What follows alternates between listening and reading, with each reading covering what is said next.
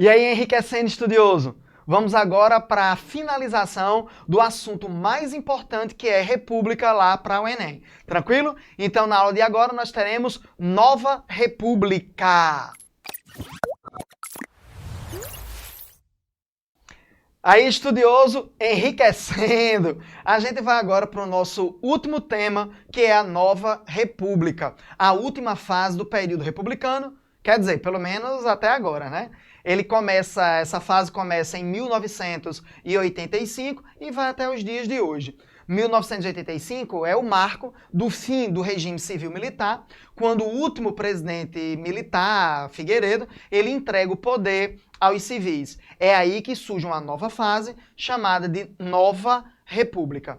É um dos assuntos que não cai muito no Enem, mas é importante tanto para o seu cotidiano, essa parte final, como também para que você faça uma reflexão de uma série de elementos importantes que podem ser correlacionados com os temas de redação, com os temas de geografia, sociologia e também de filosofia. Tá? A Constituição de 1988 é que marca esse período aí. Essa Constituição é chamada de Constituição Cidadã, porque ela vai estabelecer a ideia do estado de bem-estar social. A Constituição de 1988, ela foi uma Constituição promulgada e é compreendida pelos juristas como a mais democrática de todas as Constituições, quando estabelece uma série de obrigações do Estado para com a sociedade civil. Aquelas ideias que o Estado brasileiro tem que prover saúde, educação, segurança, lazer, moradia, transporte público, tudo isso é condensado na Carta de 1988. Carta? Sim, carta, né? As constituições, elas podem ser chamadas também de carta. É por isso que, em 1988, se tem a ideia da Constituição Cidadã, para efetivar essa relação entre o indivíduo e o Estado.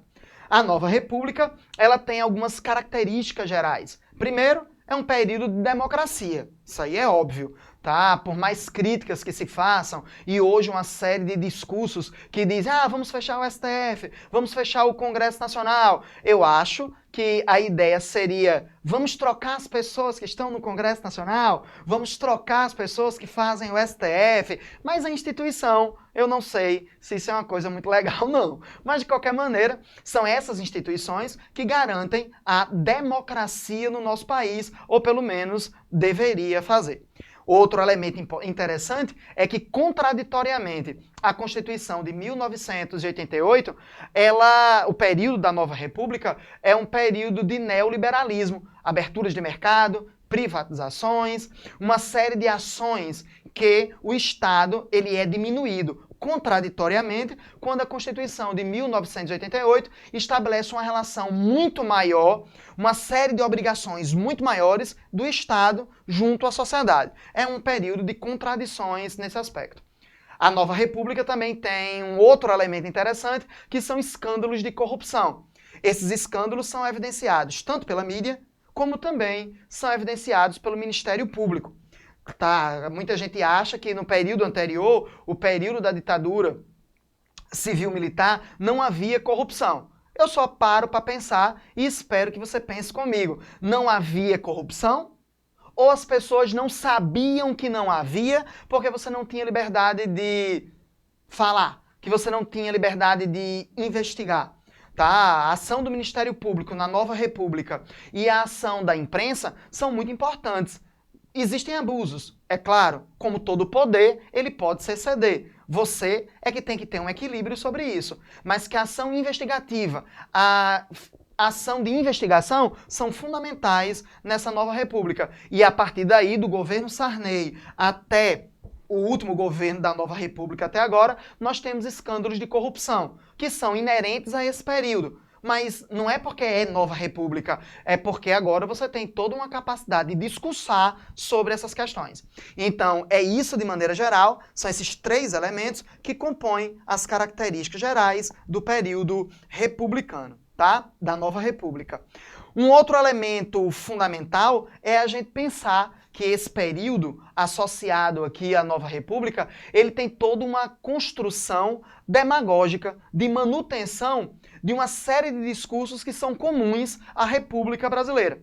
Uma série de políticos que se posicionam como defensores da pátria, discursos violentos, discursos agressivos, sempre aquela ideia que estão acabando com a corrupção, como é o caso de Fernando Collor, que eu acho que é o caso mais icônico que eu posso relatar para vocês, que ele se compõe dentro daquela ideia da virilidade, masculinidade, brabeza, é aquele cara que vai resolver todos os problemas do país, família perfeita, aquela ideia de uma saúde de ferro. Collor fazia Cooper, andava de jato, passeava de tanque de guerra, saltava lá de paraquedas. Então aquela ideia da construção de um discurso de virilidade associado a acabar com a corrupção e com aquela ideia que foi chamada de antiga política, que Collor estava trazendo uma nova política. Então, esses discursos de dizer às pessoas aquilo que as pessoas querem ouvir é o elemento demagógico que é muito comum nessa nova república, praticamente nos acompanhando em todos os governos, tá?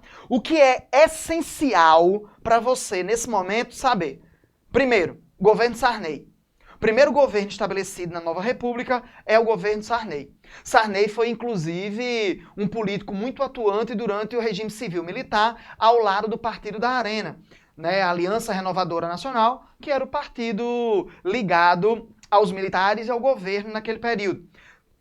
Sarney, ele foi secretário de Costa e Silva, aquele presidente que estabeleceu o ato institucional número 5, representando o apogeu do regime com o início dos anos de chumbo, o período de maior opressão. Você lembra lá daquela última aula lá que eu dei sobre esse assunto, tá certo? Uma coisa interessante é que o governo Sarney é um governo de transição entre o regime e a democracia e a nova república. O governo Sarney também ficou caracterizado como uma inflação muito grande, uma crise econômica, incluindo uma crise de abastecimento. A gente chegava no supermercado naquele período e nós não tínhamos nada nas prateleiras, porque os donos do supermercado escondiam essas mercadorias esperando a inflação os gatilhos e os preços aumentarem consideravelmente. Então, foi um período muito difícil esse do regime, do início da democracia brasileira, do governo Sarney. Mas é um governo de transição, tá? O governo Collor é aquele governo da ideia do neoliberalismo. As primeiras políticas bem consolidadas de abertura de mercado e de privatizações acontecem no governo Collor. Collor se faz, como eu já disse a vocês, numa política de propaganda pessoal de construir o indivíduo como um grande salvador da nação. Cuidado que esses discursos eles aparecem em vários governos, independente do partido, né, independente da ideologia. Você percebe isso? Às vezes, você vota no indivíduo pelo indivíduo e não pelo que ele representa ideologicamente ou pelo partido que ele está vinculado. As pessoas votaram em Collor, as pessoas não votaram nas ideias que Collor tinha do partido que ele era filiado naquele momento. Esse personalismo, ele é uma continuidade da República Brasileira e ele é visto nesse período da nova república. A abertura de mercado foi algo muito interessante. Nós tivemos uma melhoria dos produtos e dos serviços e uma diminuição dos valores. Só tem que questionar um pouco que quando nós falamos de privatização, a privatização pela privatização não é necessariamente uma coisa ruim. O problema é a maneira que a privatização ela é feita. Os editais de concorrência muitas vezes são cartas marcadas. Esses editais de concorrência acabam loteando o país em áreas para empresas específicas participarem. Aquilo que a gente acha que é liberdade de mercado, na realidade é condicionamento de mercado, é controle sobre o mercado.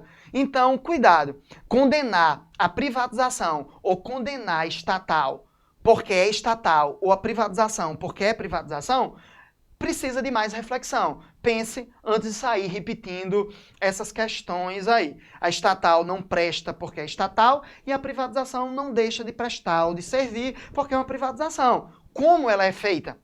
Como a estatal é administrada? Isso são coisas que você tem que pensar antes de sair simplesmente repetindo isso aí. O outro governo é o governo de Fernando Henrique Cardoso, quando nós temos uma consolidação do neoliberalismo. É o presidente que vai ter seguidamente 2 mandatos pela primeira vez, né? O Congresso Nacional muda a Constituição no governo de Fernando Henrique. Muita gente acha que os problemas de corrupção são muito associados ao governo seguinte, mas na realidade, desde o governo de Fernando Henrique, nós temos toda uma lógica em que esse Congresso está muito associado ao Executivo, permitindo que Fernando Henrique governe. A ideia do governo de Fernando Henrique aqui está associado a uma estabilidade econômica com uma diminuição do Estado. Houve uma crise social no primeiro mandato muito grande devido a essa diminuição. O Estado regulou as suas despesas, seus custos, e a partir daí, no segundo mandato, Fernando Henrique Cardoso estabelece uma série de políticas sociais que foram apropriadas posteriormente pelo governo do PT. Isso vai do Bolsa Família ao Fome Zero. Tudo isso, Enem, cotas, tudo isso foi pensado no governo de Fernando Henrique e reestruturado no governo do PT. Essa política social, essas políticas sociais, essas políticas de inclusão, essas políticas de transmissão de renda são elementos que são associados à Constituição de 1988. Fernando Henrique Cardoso foi um dos mais importantes presidentes da história do nosso país. Lembrando, o governo dele, estabilidade econômica, crise social no primeiro mandato, no segundo mandato, estabilidade econômica associado a uma série de políticas sociais, entre elas, inclusive, o estabelecimento das cotas. No final, do governo de Fernando Henrique Cardoso, nós temos uma série de questionamentos sobre o próprio posicionamento do governo.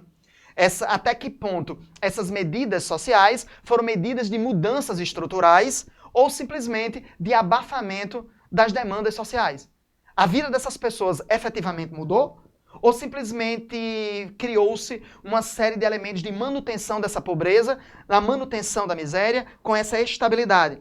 Essas pessoas conseguiram caminhar sozinhas?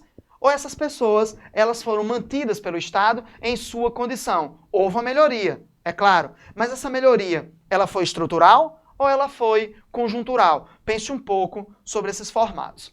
Tá?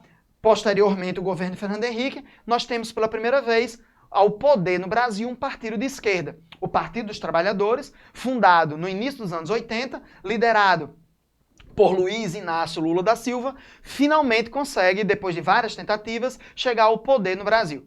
O governo dessa esquerda é um governo não tanto de esquerda como muita gente pensa que é. As medidas neoliberais, as associações com os bancos privados, a não mudança das situações fiscais do país são evidentes. Claro, há todo um discurso que autoafirma o partido e que autoafirma essas formações sociais com essas políticas, como Fome Zero, como Bolsa Família, Minha Casa, Minha Vida, mas sempre pensem, essas medidas tomadas da mesma maneira que no governo de Fernando Henrique representaram mudanças estruturais ou foram apenas conjunturais? Até que ponto você teve uma continuidade desses processos em praticamente 3 governos e meio do partido? Pense um pouco sobre isso. De qualquer maneira, o governo Lula é a primeira vez que a esquerda chega no poder no Brasil. Mas também é no governo que nós vamos ter, no governo Lula, o início dos grandes escândalos de corrupção, que acabam tirando Dilma lá no final. Você precisa efetivamente estudar esse último governo? Não, é pouco provável que o Enem cobre isso. Você se centraliza bem em Collor, Fernando Henrique. Lula, Bolsonaro, Dilma, não se tem perspectiva de cair. Pode cair? Pode. Poder? Pode, porque está no programa. Significa dizer que vai cair com esses escândalos de corrupção? Não, não necessariamente. Há uma tendência desses temas atuais, que são mais polêmicos, não caírem na nossa prova. Então, tenha calma. Já que é uma emergência, já que a gente está fazendo essa revisão final e você não tem muito tempo para estudar, então foque no governo Collor, foque no governo Fernando Henrique. Sempre questões mais genéricas. Não precisa estudar ponto por ponto daqueles pacotes econômicos, dessas crises e das situações mais específicas, não. Seja mais um generalizante nesse momento, tá? E aí vem o enriquecendo mais, enriquecendo um pouco mais com você. Será que a ideia de nova república não está associada à criação de uma identidade de renovação, de mudança, de transformação? Olha a necessidade de dizer nova república. É nova república porque existia A velha república? Com antigas práticas que agora não vão mais existir? Será que você consegue perceber uma série de continuidades que nós temos? As pessoas, às vezes, até são as mesmas.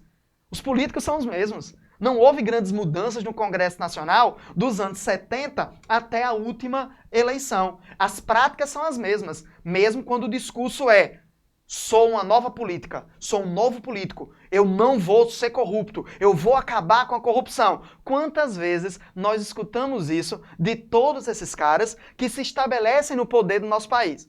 Então, até que ponto a nova república ela é uma mudança, ela é uma transformação, ou a nova república é mais uma criação de discurso de renovação baseado nas ideias de modernidade, a histeria do novo, de dizer que está mudando, que está alterando, que somos melhores. Somos efetivamente melhores? Não sei. O que é que você acha?